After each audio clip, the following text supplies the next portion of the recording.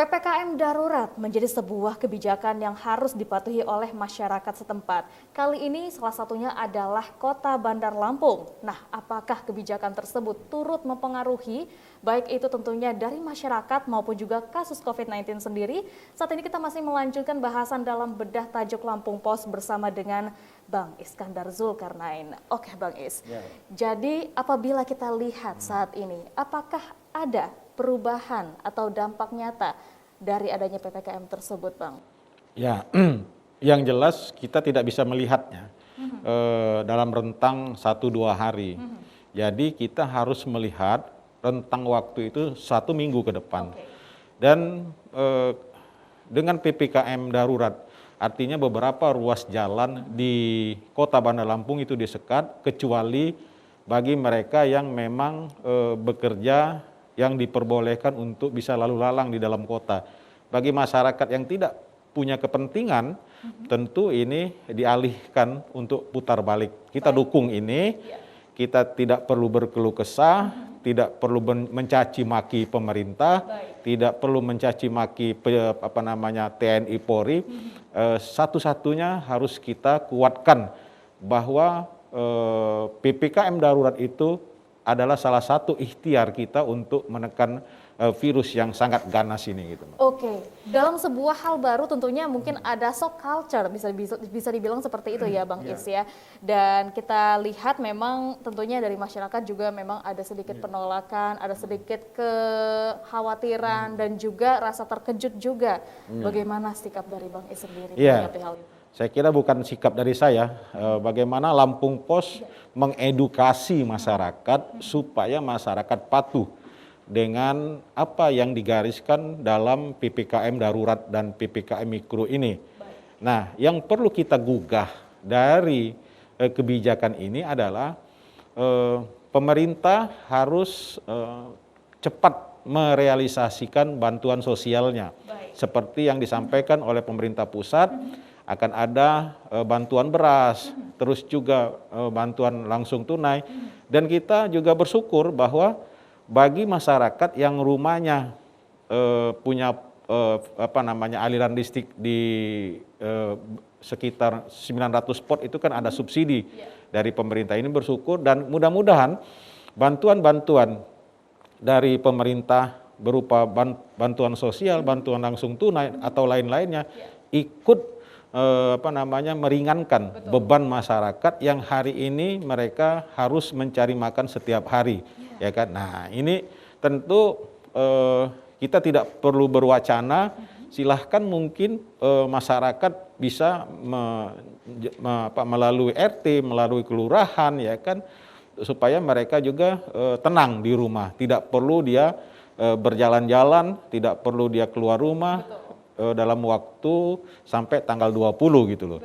Nah, selain upaya-upaya pemerintah, juga kita bisa mengajak, ya kan, menginspirasi, Lampung Pos menginspirasi para pemegang uang, para pengusaha, juga para darmawan untuk sama-sama saling bahu-membahu, antara lain membuka dapur umum, ya kan.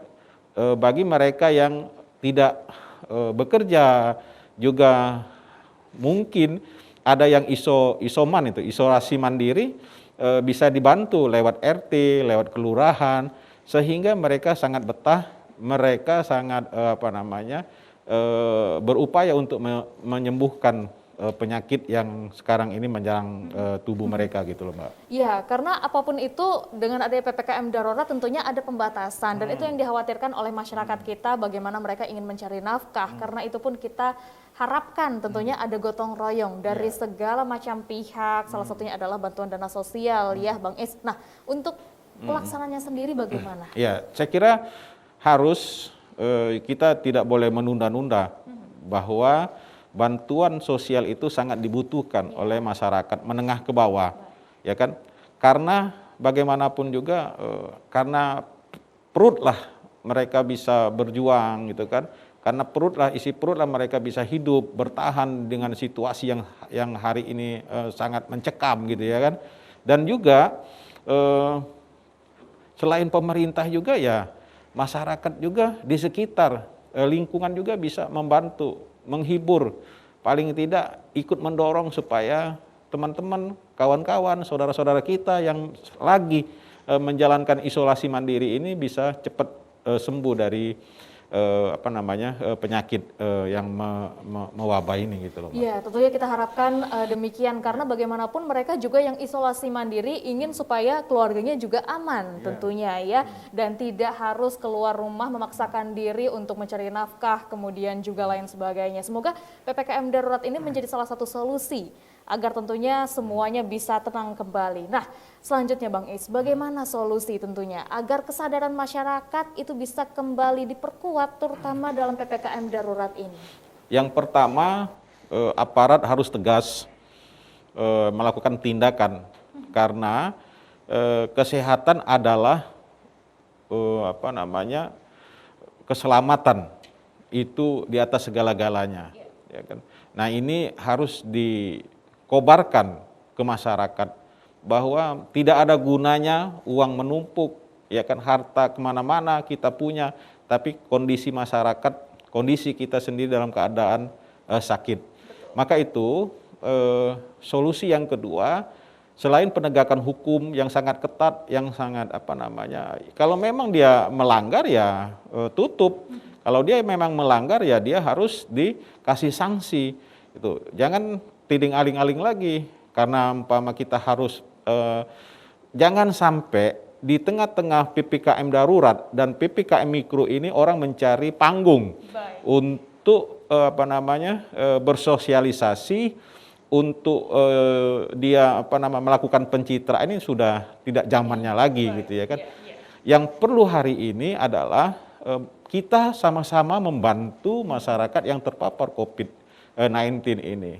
Ya saya kira kalau di atas kertas mungkin lebih dari 400 di Lampung ini ya kan, karena tidak ada yang melapor, ya kan. Nah bisa juga lebih meningkat. Yang lebih parahnya lagi apa yang disampaikan para epidemiolog yang terpapar COVID di akhir bulan Juli dan Agustus itu nanti bisa berlipat-lipat sampai 100.000 untuk Indonesia. Nah, kita nggak tahu apa yang akan terjadi di Lampung. Maka itu kita dorong, kita kawal, Lampung Pos kawal pemberlakuan PPKM darurat, termasuk PPKM mikro, juga pejabat-pejabat harus menjadi contoh, ya kan, yang terbaik bagi masyarakat. Janganlah ketika pandemi COVID-19 ini ada juga pejabat yang tidak melakukan prokes, protokol kesehatan,